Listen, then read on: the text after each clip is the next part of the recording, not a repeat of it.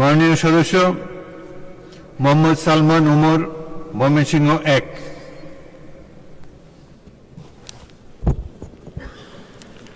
মাননীয় স্পিকার, আপনাকে ধন্যবাদ।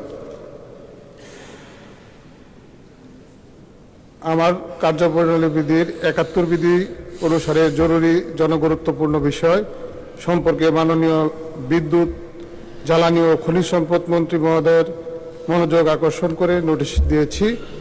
আমার নোটিশের বিষয় সেচ মৌসুম হয় ময়মনসিংহ জেলার হালুয়াঘাট এবং ধুবর উপজেলার বিদ্যুতের ভোল্টেজ উন্নতিকরণ ও নিরবিচ্ছিন্ন বিদ্যুৎ প্রদান প্রসঙ্গে। আমার নির্বাচনী এলাকা ময়মনসিংহ 1 আওতাধীন হালুয়াঘাট ও ধুবর উপজেলা নিয়ে গঠিত।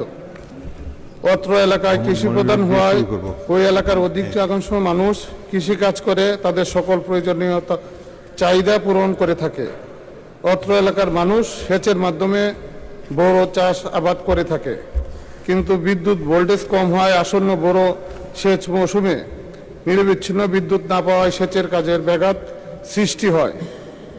এই আসন্ন বড় মৌসুমে হালুয়াঘাট ও ধুবড়া উপজেলার ফসল উৎপাদনের জন্য নিরবিচ্ছিন্ন বিদ্যুতের প্রয়োজন, আর এই জন্য প্রয়োজন বিদ্যুতের ভোল্টেজ বৃদ্ধি করে 13 থেকে 35-এ উন্নতিকরণ এবং সার্বক্ষণিক যাতে বিদ্যুৎ সরবরাহ অব্যাহত থাকে এই লক্ষ্যে প্রয়োজনীয় পদক্ষেপ গ্রহণ করা। বিষয়টি অতি জরুরি জনগুরুত্বপূর্ণ বিধায় এ বিষয়ে মাননীয় বিদ্যুৎ, জ্বালানি ও খনিজ সম্পদ মন্ত্রী মহোদয়ের দৃষ্টি আকর্ষণ করছি। মাননীয় স্পিকার, আপনাকে ধন্যবাদ।